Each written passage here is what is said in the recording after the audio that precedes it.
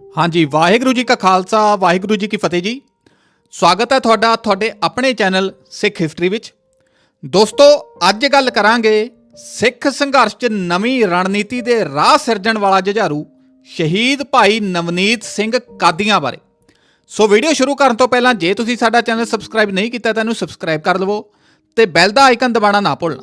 ਸਿੱਖ ਆਜ਼ਾਦੀ ਦੇ ਮੌਜੂਦਾ ਸੰਘਰਸ਼ ਅੰਦਰ ਸ਼ਹੀਦ ਹੋਣ ਵਾਲੇ ਜੁਝਾਰੂ ਸਿੰਘਾਂ ਵਿੱਚ ਭਾਈ ਨਵਨੀਤ ਸਿੰਘ ਕਾਦੀਆਂ ਇੱਕ ਅਜਿਹਾ ਨਾਂ ਹੈ ਜਿਸ ਦੀ ਸ਼ਹੀਦੀ ਤੋਂ ਬਾਅਦ ਵੀ ਦੁਸ਼ਮਣ ਨੂੰ ਉਸ ਦੀ ਸੋਚ ਤੋਂ ਕਾਂਬਾ ਛਿੜਿਆ ਰਿਹਾ। ਕਾਰਨ ਇਹ ਸੀ ਕਿ ਭਾਈ ਨਵਨੀਤ ਸਿੰਘ ਦੀ ਸ਼ਹੀਦੀ ਤੋਂ ਬਾਅਦ ਪੁਲਿਸ ਨੂੰ ਉਹਨਾਂ ਤੋਂ ਯੂਰੇਨੀਅਮ ਮਿਲਿਆ ਸੀ ਜੋ ਕਿ ਪਰਮਾਣੂ ਬੰਬ ਬਣਾਉਣ ਲਈ ਵਰਤਿਆ ਜਾਂਦਾ ਹੈ। ਭਾਈ ਨਵਨੀਤ ਸਿੰਘ ਨੇ ਸਿਵਲ ਇੰਜੀਨੀਅਰਿੰਗ 'ਚ ਡਿਗਰੀ ਕੀਤੀ ਹੋਈ ਸੀ ਤੇ ਉਹਨਾਂ ਕੋਲ ਬਰਾਮਦ ਹੋਏ ਯੂਰੇਨੀਅਮ ਨੇ ਹੀ ਦਿੱਲੀ ਦੇ ਲਾਲ ਕਿਲੇ ਦੀਆਂ ਕੰਧਾਂ ਕੰਬਣ ਲਾ ਦਿੱਤੀਆਂ ਸਨ। ਭਾਈ ਨਵਨੀਤ ਸਿੰਘ ਕਾਦੀਆਂ ਦਾ ਜਨਮ ਮਿਤੀ 20 ਅਪ੍ਰੈਲ 1961 ਨੂੰ ਸਰਦਾਰ ਤੀਰਥ ਸਿੰਘ ਦੇ ਗ੍ਰਹਿ ਵਿਖੇ ਮਾਤਾ ਬੀਬੀ ਰਣਜੀਤ ਕੌਰ ਦੀ ਕੁੱਖੋਂ ਕਾਦੀਆਂ ਗੁਰਦਾਸਪੁਰ ਵਿਖੇ ਹੋਇਆ।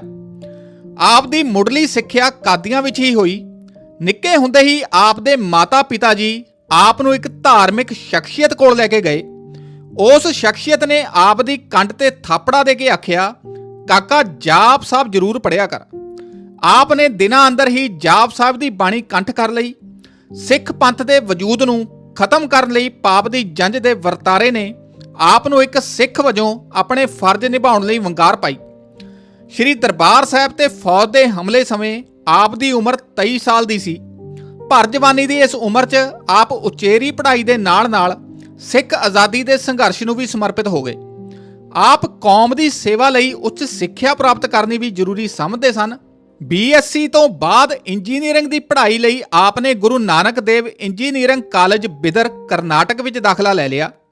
ਉੱਥੇ ਹੀ ਕੁਝ ਹਿੰਦੂ ਜਥੇਬੰਦੀਆਂ ਨੇ 14 ਸਤੰਬਰ 1988 ਨੂੰ ਸਿੱਖ ਵਿਦਿਆਰਥੀਆਂ ਤੋਂ ਜਬਰੀ ਫੰਡ ਉਗਰਾਉਣ ਦੇ ਬਹਾਨੇ ਗੁੰਡਾਗਰਦੀ ਦਾ ਨੰਗਾ ਨਾਚ ਕੀਤਾ। ਸਿੱਖ ਵਿਦਿਆਰਥੀਆਂ ਵਿਰੁੱਧ ਹਿੰਸਾ ਆਰੰਭ ਕਰ ਦਿੱਤੀ ਗਈ ਤੇ 6 ਸਿੱਖ ਵਿਦਿਆਰਥੀਆਂ ਨੂੰ ਜਿਉਂਦੇ ਹੀ ਸਾੜ ਦਿੱਤਾ ਗਿਆ। ਕਈ ਸਿੱਖ ਵਿਦਿਆਰਥੀ ਜ਼ਖਮੀ ਹੋਏ। ਗੁੰਡਾਗਰਦੀ ਦਾ ਇਹ ਨੰਗਾ ਨਾਚ ਭਾਈ ਨਵਨੀਤ ਸਿੰਘ ਕਾਦੀਆਂ ਨੇ ਬੜੇ ਨੇੜੇ ਤੋਂ ਵੇਖਿਆ ਤੇ ਹੰਢਾਇਆ। ਆਪ ਦੇ ਤਿੱਖਣ ਦਿਮਾਗ ਨੇ ਇਸ ਕੌੜੀ ਹਕੀਕਤ ਦਾ ਮੁਲਾਂਕਣ ਕਰ ਲਿਆ ਕਿ ਸਿੱਖ ਕੌਮ ਦੇ ਬੇਘਰ ਹੋਣ ਕਾਰਨ ਹੀ ਹਰ ਪਾਸਿਓਂ ਕੁੱਟ ਪੈ ਰਹੀ ਹੈ। ਕੌਮੀ ਗੈਰਤ ਦੇ ਪ੍ਰਗਟਾਵੇ ਅਤੇ ਕੌਮੀ ਘਰ ਦੀ ਪ੍ਰਾਪਤੀ ਲਈ ਚੱਲ ਰਹੇ ਸੰਘਰਸ਼ ਨੂੰ ਤੇਜ਼ ਕਰਨ ਹਿੱਤ ਆਪ ਬਿਦਰ ਤੋਂ ਵਾਪਸ ਆ ਗਏ। ਵਾਪਸ ਆ ਕੇ ਆਪ ਨੇ ਗੁਰੂ ਨਾਨਕ ਇੰਜੀਨੀਅਰਿੰਗ ਕਾਲਜ ਲੁਧਿਆਣੇ ਵਿਖੇ ਦਾਖਲਾ ਲੈ ਲਿਆ। ਗੁਰੂ ਨਾਨਕ ਇੰਜੀਨੀਅਰਿੰਗ ਕਾਲਜ ਲੁਧਿਆਣਾ ਉਦੋਂ ਸਿੱਖ ਆਜ਼ਾਦੀ ਸੰਘਰਸ਼ ਦਾ ਇੱਕ ਗੜ੍ਹ ਮੰਨਿਆ ਜਾਂਦਾ ਸੀ। ਛੇਤੀ ਹੀ ਆਪ ਖਾਲਿਸਤਾਨ ਲਿਬਰੇਸ਼ਨ ਫੋਰਸ ਨਾਲ ਪੱਕੇ ਤੌਰ ਤੇ ਜੁੜ ਗਏ ਤੇ ਆਪਣੀ ਉੱਚ ਲਿਆਕਤ ਨਾਲ ਇੱਕ ਅਹਿਮ ਰੁਤਬਾ ਹਾਸਲ ਕਰ ਲਿਆ। ਪਰ ਆਪ ਪ੍ਰਸਿੱਧੀ ਦੀ ਬਜਾਏ ਗੁਪਤ ਰੂਪ 'ਚ ਸੇਵਾ ਕਰਨ ਨੂੰ ਤਰਜੀਹ ਦਿੰਦੇ ਸਨ। ਛੇਤੀ ਹੀ ਆਪ ਖਾਲਿਸਤਾਨ ਲਿਬਰੇਸ਼ਨ ਫੋਰਸ ਦੀ ਹਾਈ ਕਮਾਂਡ ਦੇ ਸਿੰਘਾਂ ਵਿੱਚ ਗਿਣੇ ਜਾਣ ਲੱਗੇ, ਪਰ ਆਪਣਾ ਨਾਂ ਗੁਪਤ ਹੀ ਰੱਖਿਆ। ਲੁਧਿਆਣੇ ਗੁਰੂ ਨਾਨਕ ਇੰਜੀਨੀਅਰਿੰਗ ਕਾਲਜ ਵਿੱਚ ਪ੍ਰੋਫੈਸਰ ਹਰਬੰਸ ਸਿੰਘ ਜੀ ਆਪ ਦੇ ਧਾਰਮਿਕ ਅਕੀਦੇ ਤੋਂ ਬਹੁਤ ਪ੍ਰਭਾਵਿਤ ਸਨ। ਉਹਨਾਂ ਨੇ ਇੱਕ ਥਾਂ ਆਪ ਦੇ ਰਿਸ਼ਤੇ ਬਾਰੇ ਗੱਲ ਚਲਾਈ, ਪਰ ਆਪ ਆਪਣੇ ਸੰਘਰਸ਼ੀਲ ਸਫ਼ਰ ਕਾਰਨ ਵਿਆਹ ਲਈ ਨਾ ਮੰਨੇ। ਫਿਰ ਇੱਕ ਵਾਰ ਆਪ ਨੂੰ ਰਿਸ਼ਤੇ ਲਈ ਕੁਝ ਜਾਣਕਾਰਾਂ ਨੇ ਬਹਾਨੇ ਦੇ ਨਾਲ ਵੇਖਾ ਵਿਖਾਈ ਲਈ ਲਿਜਾ ਕੇ ਕਿਤੇ ਬਿਠਾ ਦਿੱਤਾ ਤੇ ਲੜਕੀ ਨੂੰ ਵੀ ਉੱਥੇ ਹੀ ਲੈ ਆਂਦਾ। ਲੜਕੀ ਨੂੰ ਲਿਆਉਣ ਤੋਂ ਪਹਿਲਾਂ ਇਸ ਬਾਰੇ ਆਪ ਨੂੰ ਪਤਾ ਨਹੀਂ ਸੀ ਤੇ ਉਸ ਤੋਂ ਬਾਅਦ ਹੀ ਆਪ ਨੂੰ ਪਤਾ ਲੱਗਾ। ਪਤਾ ਲੱਗਣ ਤੇ ਆਪ ਨੇ ਨਜ਼ਰ ਜ਼ਮੀਨ ਵੱਲ ਕਰ ਲਈ ਤੇ ਜਿੰਨਾ ਚਿਰ ਉੱਥੇ ਬੈਠੇ ਰਹੇ ਜਾਣਕਾਰਾਂ ਦੇ ਜ਼ੋਰ ਲਾਉਣ ਤੇ ਵੀ ਨਜ਼ਰ ਨੂੰ ਉਤਾਂਹ ਨਹੀਂ ਚੁੱਕਿਆ।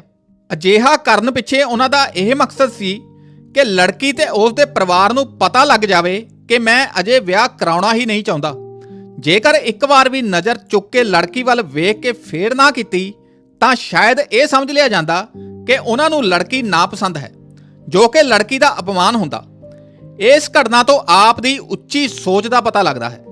ਇੰਜੀਨੀਅਰਿੰਗ ਦੀ ਡਿਗਰੀ ਤੋਂ ਬਾਅਦ ਗੁਪਤ ਰਹਿ ਕੇ ਸੰਘਰਸ਼ ਕਰਨ ਲਈ ਇੱਕ ਨੀਤੀ ਦੇ ਤਹਿਤ ਆਪ ਨੇ ਬਟਾਲੇ ਛੋਟੇ ਰੂਟ ਪਰਮਿਟ ਅਧੀਨ ਮਿੰਨੀ ਬੱਸਾਂ ਪਾ ਲਈਆਂ।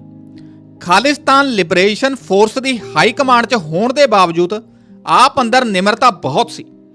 ਬਟਾਲੇ ਵਿੱਚ ਮਿੰਨੀ ਬੱਸ ਆਪਰੇਟਰਾਂ 'ਚ ਮਾਮੂਲੀ ਤਕਰਾਰ ਵਿੱਚ ਕੁਝ ਆਪਰੇਟਰਾਂ ਨੇ ਇਕੱਠੇ ਹੋ ਕੇ ਆਪ ਨੂੰ ਧੱਕੇ ਮਾਰੇ। ਆਪ ਕੋਲ ਉਸ ਸਮੇਂ ਇੰਨੀ ਸਮਰੱਥਾ ਸੀ ਕਿ ਆਪ ਅਜਿਹੇ ਬੱਸ ਆਪਰੇਟਰਾਂ ਨੂੰ ਉਹਨਾਂ ਦੀਆਂ ਬੱਸਾਂ ਸਮੇਤ ਤੁੰਬਾ ਕਰਕੇ ਉਡਾ ਸਕਦੇ ਸਨ। ਪਰ ਆਪ ਨੇ ਇਸ ਸਮੇਂ ਕੋਈ ਗੁੱਸੇ ਵਾਲਾ ਪ੍ਰਤੀਕਰਮ ਨਾ ਕੀਤਾ। ਪਰ ਬਟਾਲਾ ਦੇ ਗੁਰੂ ਨਾਨਕ ਕਾਲਜ ਦੇ ਕੁਝ ਸਿੱਖ ਵਿਦਿਆਰਥੀ ਜੋ ਆਪ ਦਾ ਬੇਹੱਦ ਸਤਿਕਾਰ ਕਰਦੇ ਸਨ, ਪਤਾ ਲੱਗਣ ਤੇ ਤੁਰੰਤ ਹੀ ਹਾਕੀਆਂ ਲੈ ਕੇ ਮੌਕੇ ਤੇ ਆਣ ਪਹੁੰਚੇ। ਪਰ ਆਪ ਹੱਥ ਜੋੜ ਕੇ ਉਹਨਾਂ ਦੇ ਅੱਗੇ ਖਲੋ ਗਏ ਤੇ ਉਹਨਾਂ ਨੂੰ ਕੋਈ ਵੀ ਕਾਰਵਾਈ ਨਾ ਕਰਨ ਲਈ ਕਿਹਾ। ਆਪ ਦੀ ਦਲੀਲ ਇਹ ਸੀ ਕਿ ਇਹਨਾਂ ਵਿਚਾਰਿਆਂ ਨੂੰ ਪਤਾ ਨਹੀਂ ਕਿ ਅਸੀਂ ਕੌਣ ਹਾਂ। ਇਸ ਤਰ੍ਹਾਂ ਆਪ ਨੇ ਸਿੱਖ ਵਿਦਿਆਰਥੀਆਂ ਦਾ ਗੁੱਸਾ ਸ਼ਾਂਤ ਕਰਕੇ ਉਹਨਾਂ ਨੂੰ ਵਾਪਸ ਭੇਜ ਦਿੱਤਾ। ਪਰ ਹਕੂਮਤ ਦੇ ਵਿਰੁੱਧ ਆਪ ਦਾ ਹਰ ਜੰਗੀ ਪੈਂਤੜਾ ਹਕੂਮਤ ਨੂੰ ਜੜ੍ਹਾਂ ਤੋਂ ਹਿਲਾ ਕੇ ਰੱਖ ਦੇਣ ਵਾਲਾ ਹੁੰਦਾ ਸੀ। 1991 ਵਿੱਚ ਚੰਡੀਗੜ੍ਹ ਦੇ ਪੁਲਿਸ ਮੁਖੀ ਸਮੇਧ ਸੈਣੀ, ਜੋ ਕਿ ਸਿੱਖ ਨੌਜਵਾਨਾਂ ਨੂੰ ਕੋਹ ਕੇ ਸ਼ਹੀਦ ਕਰਨ ਲਈ ਪ੍ਰਸਿੱਧ ਸੀ, ਦੀ ਕਾਰ ਇੱਕ ਬੰਬ ਧਮਾਕੇ ਵਿੱਚ ਉਡਾ ਦਿੱਤੀ ਗਈ। ਭਾਵੇਂ ਕਿ ਪਹਿਲਾਂ ਪੁਲਿਸ ਨੇ ਇਸ ਹਮਲੇ ਪਿੱਛੇ ਬੱਬਰ ਖਾਲਸਾ ਦੇ ਭਾਈ ਬਲਵਿੰਦਰ ਸਿੰਘ ਜਟਾਣਾ ਦਾ ਹੱਥ ਹੋਣ ਦਾ ਅੰਦਾਜ਼ਾ ਲਾਇਆ, ਪਰ ਪੁਲਿਸ ਦੀ ਜਾਂਚ ਦੀ ਸੂਈ ਛੇਤੀ ਹੀ ਗੁਰੂ ਨਾਨਕ ਦੇਵ ਇੰਜੀਨੀਅਰਿੰਗ ਕਾਲਜ ਲੁਧਿਆਣਾ ਵੱਲ ਘੁੰਮ ਗਈ। ਭਾਵੇਂ ਕਿ ਉਦੋਂ ਤੱਕ ਭਾਈ ਨਵਨੀਤ ਸਿੰਘ ਇੰਜੀਨੀਅਰਿੰਗ ਦੀ ਡਿਗਰੀ ਕਰਕੇ ਜਾ ਚੁੱਕੇ ਸਨ ਅਤੇ ਬਟਾਲੇ ਹੀ ਹੁੰਦੇ ਸਨ। ਪੁਲਿਸ ਦੇ ਬਟਾਲੇ ਪਹੁੰਚਣ ਤੋਂ ਪਹਿਲਾਂ ਹੀ ਭਾਈ ਨਵਨੀਤ ਸਿੰਘ ਕਾਦੀਆਂ ਰੂਪੋਸ਼ ਹੋ ਗਏ। ਖਾਲਿਸਤਾਨ ਲਿਬਰੇਸ਼ਨ ਫੋਰਸ ਵੱਲੋਂ ਦਿੱਲੀ ਤੋਂ ਰੋਮਾਨੀਆ ਦੇ ਦੂਤ ਲੀਵੀਓ ਰਾਡੂ ਨੂੰ ਅਗਵਾ ਕਰਕੇ ਲੈ ਕੇ ਜਾਣ ਦੀ ਘਟਨਾ ਵਿੱਚ ਆਪ ਦਾ ਉੱਘਾ ਰੋਲ ਸੀ। ਰਾਡੂ ਨੂੰ ਅਗਵਾ ਕਰਨ ਸੰਬੰਧੀ ਜਦੋਂ ਕਿਸੇ ਹੋਰ ਸਟੇਟ ਦੇ ਕਿਸੇ ਸੰਗਠਨ ਨੇ ਭੰਬਲ ਭੂਸਾ ਪੈਦਾ ਕਰਨ ਦਾ ਯਤਨ ਕੀਤਾ ਤਾਂ ਖਾਲਿਸਤਾਨ ਲਿਬਰੇਸ਼ਨ ਫੋਰਸ ਨੂੰ ਰਾਡੂ ਦੀ ਸਿੰਘਾਂ ਦੇ ਕਬਜ਼ੇ 'ਚ ਹੋਣ ਦੀ ਤਸਵੀਰ ਪ੍ਰੈਸ ਨੂੰ ਜਾਰੀ ਕਰਨੀ ਪਈ। ਇਸ ਤਸਵੀਰ ਪਿਛਲੇ ਪਾਸੇ ਡਬਲ ਬੈੱਡ ਦੀ ਚਾਦਰ ਤਾਣੀ ਗਈ ਤੇ ਰਾਡੂ ਦੇ ਆਲੇ ਦੁਆਲੇ ਦੋ ਸਿੰਘ ਮੂੰਹ ਬੰਨ੍ਹ ਕੇ ਐਨਕਾਂ ਲਾ ਕੇ ਹੱਥ ਵਿੱਚ ਅਸਾਲਟਾਂ ਫੜ ਕੇ ਬੈਠੇ ਸਨ। ਇਹਨਾਂ ਸਿੰਘਾਂ ਵਿੱਚ ਕਿਹਾ ਜਾਂਦਾ ਹੈ ਕਿ ਇੱਕ ਭਾਈ ਨਵਨੀਤ ਸਿੰਘ ਕਾਦੀਆਂ ਸਨ। ਰਾਡੂ ਅਗਵਾ ਕਾਂਡ ਨਾਲ ਅੰਤਰਰਾਸ਼ਟਰੀ ਪੱਧਰ ਤੇ ਹਕੂਮਤ ਦੀ ਬੜੀ ਕਿਰਕਰੀ ਹੋਈ। ਪੂਰਾ ਜ਼ੋਰ ਲਾ ਕੇ ਵੀ ਫੋਰਸਾਂ ਤੇ ਏਜੰਸੀਆਂ ਰਾਡੂ ਦਾ ਪਤਾ ਨਾ ਲਾ ਸਕੀਆਂ। ਅਖੀਰ ਰੋਮਾਨੀਆ ਸਰਕਾਰ ਅਤੇ ਰਾਡੂ ਦੀ ਪਤਨੀ ਦੀਆਂ ਅਪੀਲਾਂ ਦੇ ਮੱਦੇਨਜ਼ਰ ਸਿੰਘਾਂ ਨੇ ਰਾਡੂ ਨੂੰ ਛੱਡ ਦੇਣ ਦਾ ਫੈਸਲਾ ਕੀਤਾ। ਸਰਕਾਰ ਵੱਲੋਂ ਜਾਰੀ ਬਿਆਨ ਵਿੱਚ ਸਿੰਘਾਂ ਦੇ ਇਸ ਫੈਸਲੇ ਤੇ ਖੁਸ਼ੀ ਦਾ ਇਜ਼ਹਾਰ ਕੀਤਾ ਗਿਆ। ਰਾਡੂ ਅਗਵਾ ਕਾਂਡ ਦੇ ਰਾਹੀਂ ਸਿੰਘਾਂ ਨੇ ਪਹਿਲਾਂ ਭਾਈ ਹਰਜਿੰਦਰ ਸਿੰਘ ਜਿੰਦਾ ਤੇ ਭਾਈ ਸੁਖਦੇਵ ਸਿੰਘ ਸੁੱਖਾ ਦੀ ਰਿਹਾਈ ਦੀ ਮੰਗ ਕੀਤੀ ਸੀ।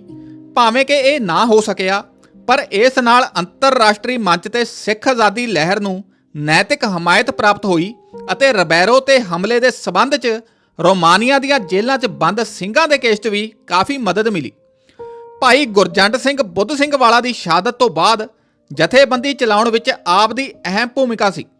ਜਦੋਂ ਹਕੂਮਤ ਵੱਲੋਂ ਪੰਜਾਬ ਵਿੱਚੋਂ ਸਿੱਖ ਸੰਘਰਸ਼ ਨੂੰ ਕੁਚਲ ਕੇ ਰੱਖ ਦੇਣ ਦੀਆਂ ਟਾਰਾਂ ਮਾਰੀਆਂ ਜਾ ਰਹੀਆਂ ਸਨ ਤਾਂ ਉਦੋਂ 11 ਸਤੰਬਰ 1993 ਨੂੰ ਦਿੱਲੀ ਯੂਥ ਕਾਂਗਰਸ ਦੇ ਹੈੱਡਕੁਆਰਟਰ ਦੇ ਬਾਹਰ ਇੱਕ ਜ਼ਬਰਦਸਤ ਬੰਬ ਧਮਾਕਾ ਹੋਇਆ, ਜਿਸ ਵਿੱਚ ਹਕੂਮਤ ਕਰ ਰਹੀ ਪਾਰਟੀ ਦੇ ਅਣਗਿਣਤ ਵਰਕਰ ਮਾਰੇ ਗਏ। ਯੂਥ ਕਾਂਗਰਸ ਦਾ ਉਦੋਂ ਦਾ ਕੌਮੀ ਪ੍ਰਧਾਨ ਮਨਿੰਦਰਜੀਤ ਸਿੰਘ ਬਿੱਟਾ, ਜਿਸ ਨੂੰ ਕਿ ਸਰਕਾਰ ਸਿੱਖ ਸੰਘਰਸ਼ ਖਿਲਾਫ ਬਿਆਨ ਦੇਣ ਲਈ ਵਰਤ ਰਹੀ ਸੀ, ਉਹ ਵੀ ਜ਼ਖਮੀ ਹੋ ਗਿਆ। ਇਸ ਧਮਾਕੇ ਵਿੱਚ 40 ਕਿਲੋ RDX ਵਰਤੇ ਜਾਣ ਦੀ ਗੱਲ ਸਾਹਮਣੇ ਆਈ। ਇਸ ਧਮਾਕੇ ਪਿੱਛੋਂ ਭਾਈ ਨਵਨੀਤ ਸਿੰਘ ਕਾਦੀਆਂ ਦਾ ਅਹਿਮ ਰੋਲ ਮੰਨਿਆ ਗਿਆ ਹੈ। 1994 ਵਿੱਚ ਆਪ ਨੇ ਇੱਕ ਅਹਿਮ ਮਿਸ਼ਨ ਦੇ ਤਹਿਤ ਕਿਸੇ ਮਹੱਤਵਪੂਰਨ ਵਿਅਕਤੀ ਨੂੰ ਅਗਵਾ ਕਰਨ ਦੀ ਯੋਜਨਾ ਬਣਾਈ। ਉਹ ਜੰਮੂ ਤੋਂ ਕਿਸੇ ਮੰਜ਼ਿਲ ਵੱਲ ਚੱਲੇ ਤਾਂ ਆਪ ਦਾ ਇੱਕ ਸਹਿਯੋਗੀ ਆਪ ਦੇ ਨਾਲ ਸੀ। ਆਪ ਨੇ ਉਸ ਨੌਜਵਾਨ ਨੂੰ ਕਿਹਾ ਸੀ ਕਿ ਜਦੋਂ ਮੈਨੂੰ ਲੋੜ ਹੋਈ ਮੈਂ ਤੈਨੂੰ ਬੁਲਾ ਲਵਾਂਗਾ, ਪਰ ਸਫ਼ਰ ਦੇ ਦੌਰਾਨ ਤੂੰ ਆਪਣੇ ਆਪ ਮੇਰੇ ਨਾਲ ਗੱਲ ਨਹੀਂ ਕਰਨੀ। ਇਸ ਤੋਂ ਪਤਾ ਲੱਗਦਾ ਹੈ ਕਿ ਉਹ ਆਪਣੇ ਸਾਥੀਆਂ ਦੀ ਸੁਰੱਖਿਆ ਦਾ ਆਪਣੀ ਸੁਰੱਖਿਆ ਤੋਂ ਵੀ ਵਧੇਰੇ ਖਿਆਲ ਰੱਖਦੇ ਸਨ। ਉਸ ਨੌਜਵਾਨ ਨੂੰ ਜਲੰਧਰ ਤੋਂ ਆਪ ਨੇ ਵਾਪਸ ਚਲੇ ਜਾਣ ਲਈ ਕਿਹਾ, ਪਰ ਉਹ ਜ਼ਿੱਦ ਕਰਕੇ ਲੁਧਿਆਣੇ ਤੱਕ ਆਪ ਦੇ ਨਾਲ ਗਿਆ। ਹੁਣ ਆਪ ਨੇ ਰਾਜਸਥਾਨ ਵਿੱਚੋਂ ਕਾਂਗਰਸ ਦੇ ਇੱਕ ਅਹਿਮ ਨੇਤਾ ਰਾਮ ਨਿਵਾਸ ਮਿਰਦਾ ਦੇ ਪੁੱਤਰ ਰਜਿੰਦਰ ਮਿਰਦਾ ਨੂੰ ਅਗਵਾ ਕਰ ਲਿਆ। ਇਹ 17 ਫਰਵਰੀ 1994 ਦੀ ਘਟਨਾ ਹੈ। ਇਸ ਦੇ ਬਦਲੇ ਆਪ ਨੇ ਹਕੂਮਤ ਨਾਲ ਕੁਝ ਅਜਿਹਾ ਅਹਿਮ ਸੌਦਾ ਕਰਨਾ ਸੀ ਜੋ ਸਿੱਖ ਸੰਘਰਸ਼ ਨੂੰ ਮੁੜ ਬੁਲੰਦੀਆਂ ਤੇ ਲਿਜਾਣ ਲਈ ਜ਼ਰੂਰੀ ਸੀ। ਪਰ ਕਿਸੇ ਕਾਰਨ ਪੁਲਿਸ ਫੋਰਸਾਂ ਨੂੰ ਆਪ ਦੇ ਟਿਕਾਣੇ ਬਾਰੇ ਪਤਾ ਲੱਗ ਗਿਆ। ਜੈਪੁਰ ਰਾਜਸਥਾਨ ਦੇ ਬਾਹਰਵਾਰ ਆਪ ਜਿਸ ਮਕਾਨ ਵਿੱਚ ਸਨ, ਉਸ ਨੂੰ ਮਿਤੀ 24 ਫਰਵਰੀ 1994 ਨੂੰ ਵਿਸ਼ਾਲ ਪੁਲਿਸ ਫੋਰਸਾਂ ਵੱਲੋਂ ਘੇਰਾ ਪਾ ਲਿਆ ਗਿਆ।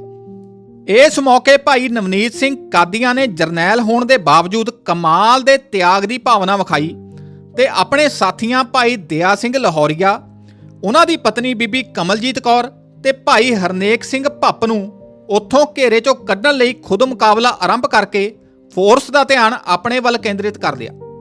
ਇਸ ਤਰ੍ਹਾਂ ਆਪ ਦੇ ਸਾਥੀ ਉੱਥੋਂ ਬਚ ਕੇ ਨਿਕਲ ਗਏ ਅਤੇ ਆਪ ਚੜ੍ਹਦੀ ਕਲਾ ਨਾਲ ਆਖਰੀ ਦਮ ਤੱਕ ਜੂਝਦੇ ਹੋਏ ਸ਼ਹੀਦ ਹੋਏ। ਸੋ ਇਹ ਸੀ ਜੀ ਉਸ ਸੂਰਮੇ ਦਾ ਇਤਿਹਾਸ, ਉਸ ਮਰਦ ਦਾ ਇਤਿਹਾਸ ਜਿਹਦਾ ਨਾਂ ਸੀ ਭਾਈ ਨਵਨੀਤ ਸਿੰਘ ਜੀ ਕਾਦੀਆਂ।